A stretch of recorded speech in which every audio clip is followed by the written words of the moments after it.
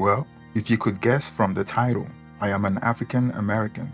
I grew up in West Africa and came to America to study on a student visa to attend university. I have always been a high achieving student in my home country. Before my senior year in secondary school, my teacher encouraged me to take an exam provided by the U.S. Department of State Professional Fellows Program. The exam was so easy, and after taking the exam, I thought it was a joke. I didn't seriously think that I would get an academic scholarship to study in the United States. 2 months later, after taking the exam, I was at home when a man from DHL knocked on our gate and handed me a letter. I opened it, and the rest is history. Now, I am in the United States on a 4-year scholarship in an Ivy League school. Who would have thought a kid from a humble beginning in a remote place in West Africa would be elevated above his peers? Everything was paid for, my school fees and boarding, and I was given a stipend to spend on food and a job to work on campus. It was sufficient for me at the time, and I had gratitude for the opportunity given. One of the happiest days of my life was when I landed in American soil. The air of a foreign country smelled so different, and the diversity of races of people were overwhelming to the senses. Everything seemed new and colorful. The first thing I did after I settled down at my apartment was to call my girlfriend back in Africa on WhatsApp and describe to her how amazing my experience have been so far. In university, I majored in software engineering and minored in computer science. My classes weren't so challenging for me, so I had time to go out and make friends. Being from Africa, my view on racial relations wasn't as adversarial because I or anyone I knew at the time haven't experienced racism, except for what I see on TV. Everyone seemed nice and cordial. I was very excited to meet other race of people. It was a whole new experience, like discovering some long-lost relationships. I have no preconceived prejudice and working with a clean slate. Now, I wasn't completely naive, as I was fully aware of the history of slavery, but it was something that happened in the past. I must admit that I knew nothing about the civil rights movement and Jim Crow, etc. I learned all those topics in the USA.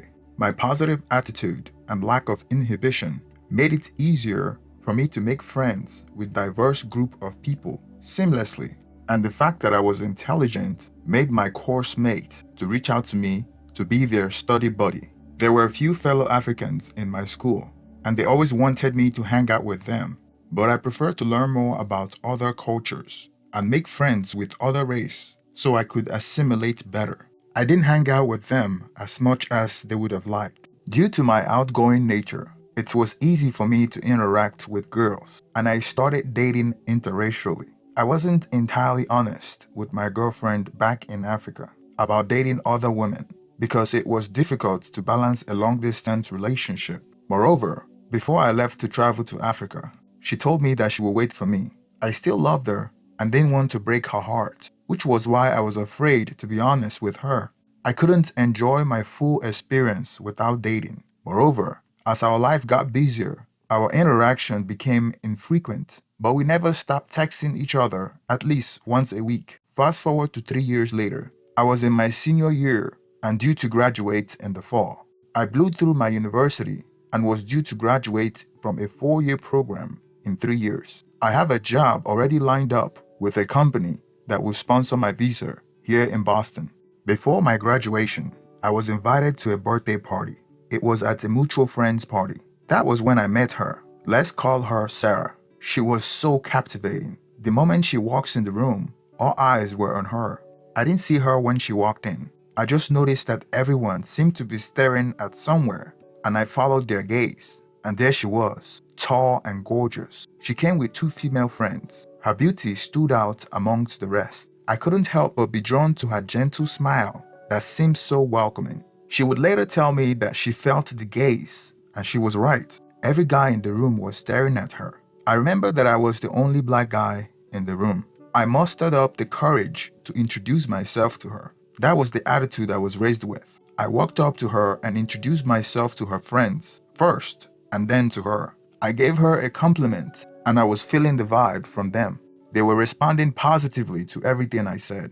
After the initial introductions, I was isolated with Sarah while her other friends spoke to each other. Sarah gravitated towards me and didn't want to leave my side. It was quite strange to me how I felt like we've known each other for a long time when we only met not so long ago. She was asking the right questions and saying the right things. The chemistry was there. She was a law student and was hoping to be a civil rights lawyer. My accent attracted her the most, as it indicated that I was from another country and she wanted to know everything about me. She was exceptionally intelligent and very engaging. Not a dull moment with her, and I wasn't putting an effort to keep the conversation going. One thing that I found unusual was she came across a bit too patronizing. She was putting in too much effort to prove to me that she wasn't racist by telling me how racist other people were and how she went out of her way to condemn people in her past that showed any form of racism in her presence. I had no comments on it and just listened because I couldn't relate, but I admire her passion to defend the rights of others. That was part of her inspiration to focus on civil rights after graduating law school. She also told me how racist her family were, especially her father, and how they were estranged. During our relationship, she went out of her way to show me how tolerant she was. But in the bedroom, it was a different story.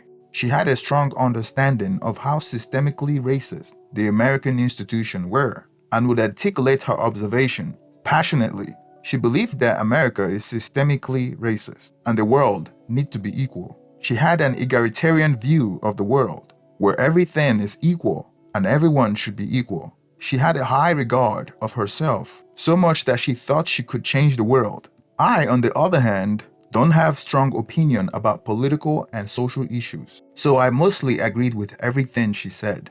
Looking back when we first met, we talked all night at the party. We were in our own little world. She ignored her friends and wanted my full and undivided attention. We didn't want the party to end because that meant that she had to live with her friends. We didn't want to leave each other's side. It was love at first sight. She made an excuse to ditch her friends and joined me at a club after the birthday party. We were grinding on each other and we knew what we wanted.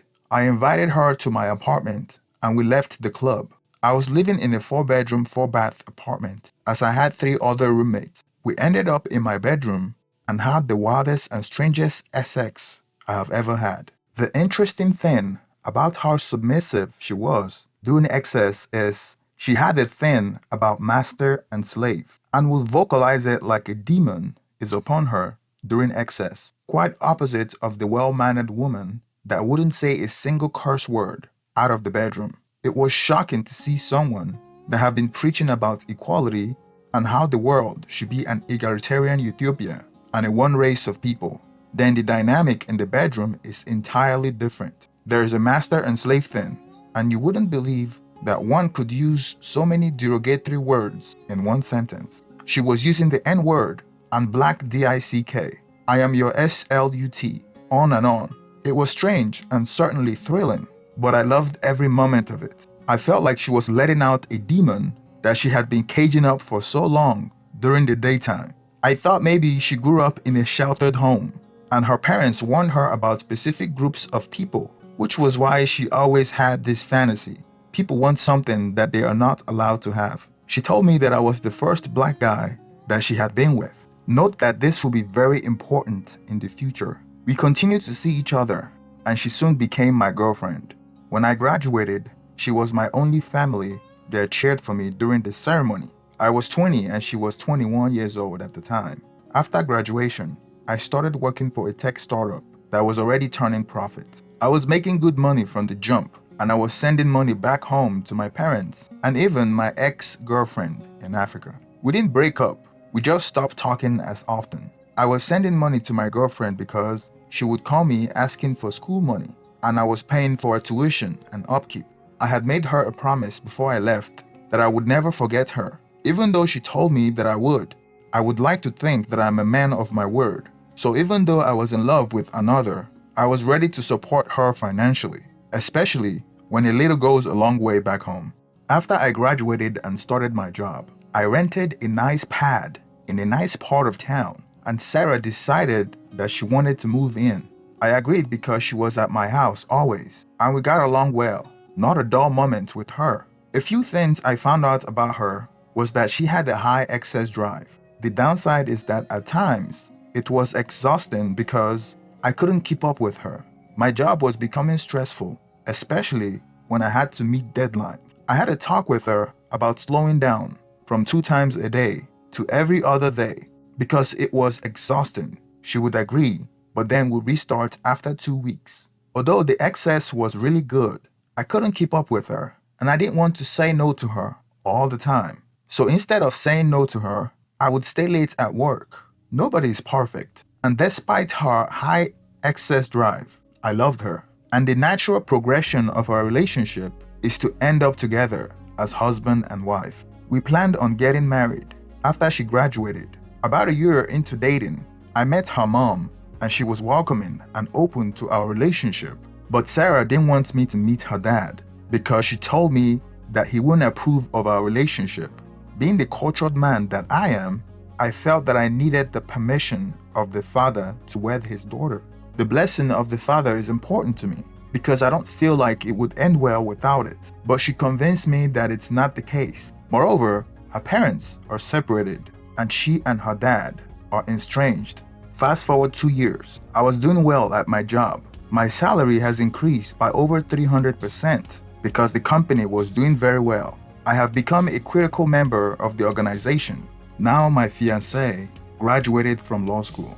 During her graduation, her dad showed up. I met her dad and told him my intention to marry his daughter, despite the fact that Sarah told me not to. And sure enough, the a-hole disapproved. We got married anyway, and he wasn't invited. The most difficult call was the one I made to my ex-girlfriend back home, telling her that I was getting married. We must have spent hours on the phone, as she didn't want to let go. She blamed me for making her wait, and that she was telling people that she belongs to me, and has been rejecting men that her father or relative told her about, because they were asking for her hand in marriage. I felt like I have betrayed her, but life leads us to different paths that we didn't intend. She told me that she would never get married to anyone if not me. I thought she would get over it, and it was just her getting too emotional. Sarah's stepdad walked her down the aisle. Seeing her in her wedding dress was like the first day I saw her at the birthday party. She was the most beautiful bride that I have ever seen.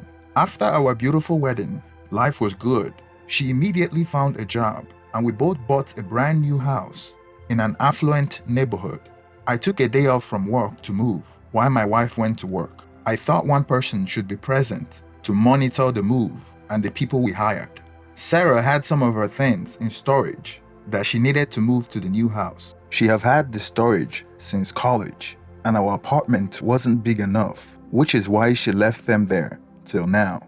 I hired a moving company to help us move my wife's item from storage and from our apartment to our brand new house. One of the helpers was moving an old box when I noticed an old picture of my wife from when she was in high school. It piqued my interest. I took the box away from him and started going through the albums of pictures. I searched through the boxes and there were plenty of old pictures of her in high school. Then a picture of her kissing a boy in a kiss booth. The boy in the picture was black. Interesting. I searched further, more pictures of both of them. He was clearly her boyfriend in high school.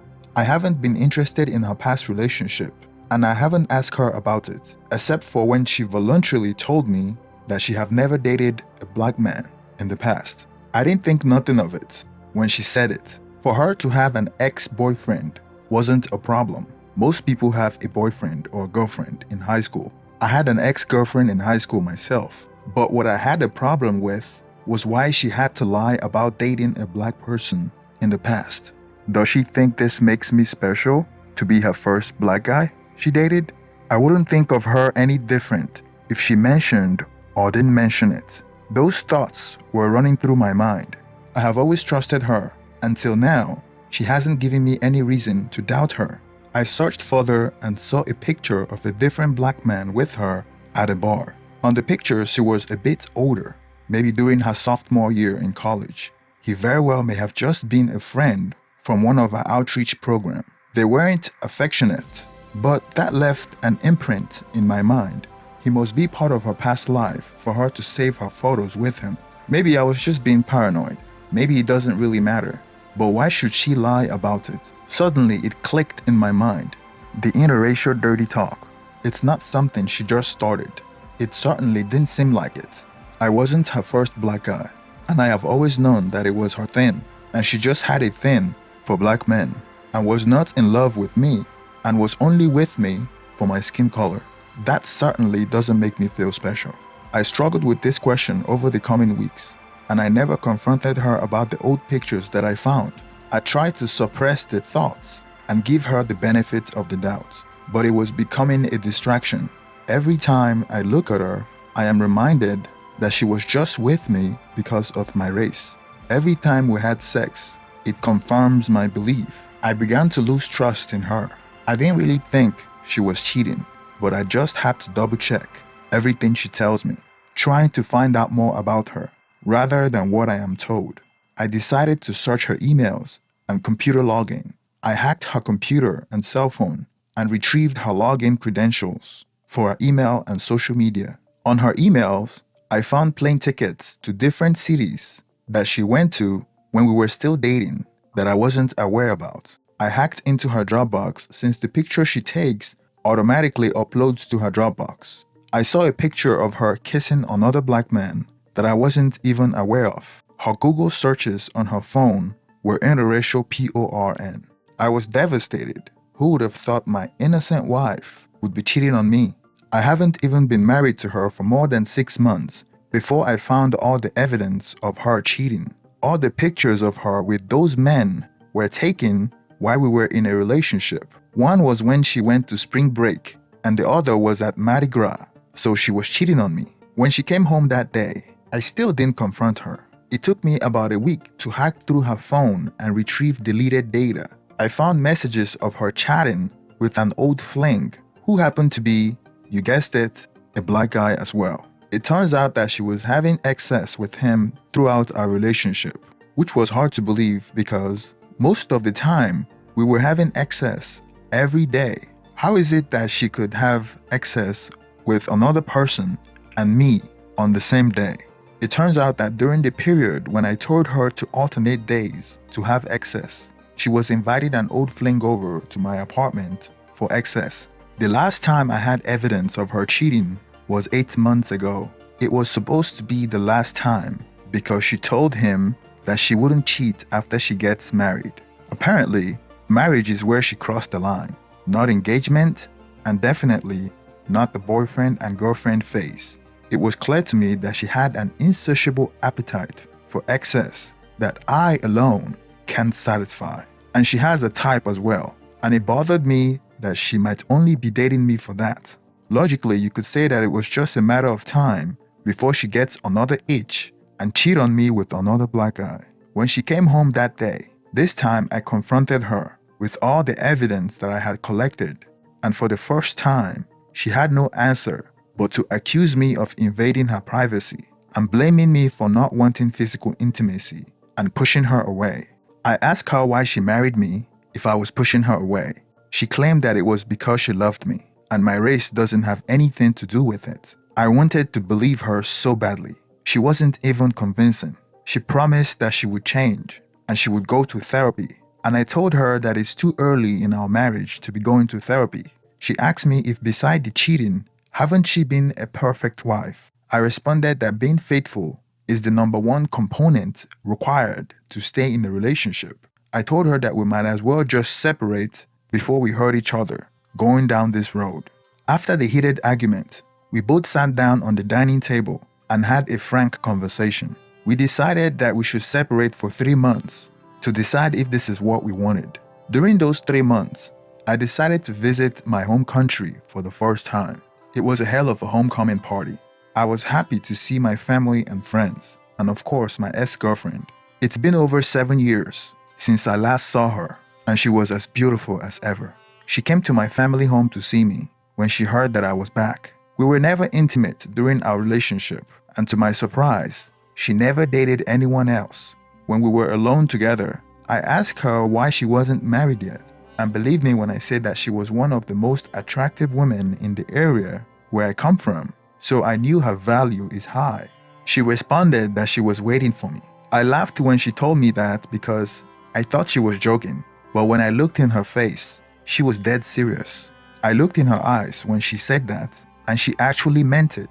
I asked her why she would trust a man that lied to her and only told her the truth when I got married, and she said that she was praying to God and she had faith in God. I thought she was crazy and superstitious, but I had good bumps, thinking that it was God's plan all along. Maybe it was part of the experience or lesson for me to learn in this journey called life. I left her feeling good about our future prospect. The third time we met each other, I came to visit her. This time, I saw her father. He always hated me when I was a kid, but he was glad to see me. We exchanged pleasantries. Her dad told me that I had done juju on his daughter because she refused to marry any suitor that came for her. He told me to stop sending her money and to tell her to marry someone else since I've already married someone else overseas. He said she refused to eat anything and was sick for days when she found out that I got married. I planned on staying in Africa for a month before going back to the States, and most of my time was spent with my ex-girlfriend. It was clear to me that she was the one that I should have married to all along, and fate would have that we meet again. I don't know if it's destiny or by design, but here we are. When I went back to the state, I hired a divorce lawyer and told my wife, Sarah, that we should be getting a divorce. They say that one can't love two people at the same time, but I loved them both, so the divorce wasn't easy for me. Sarah cried and begged for me to give us another chance, but I don't know how real it was because she had been cheating on me for the entirety of our relationship and was only with me for her weird fantasy. We are currently working through the divorce process, and I have to wait for 6 months before bringing my ex-girlfriend over. Or should I call her fiancé now? I plan to file a petition for alien fiancé so we can marry in the US. But first, I have to go back to Africa when the divorce is finalized for the traditional wedding. Thank you for staying to the end of this video. Please don't forget to like and subscribe. Please hit the thumbs up so the YouTube algorithm will promote my videos. Thank you and have a wonderful day.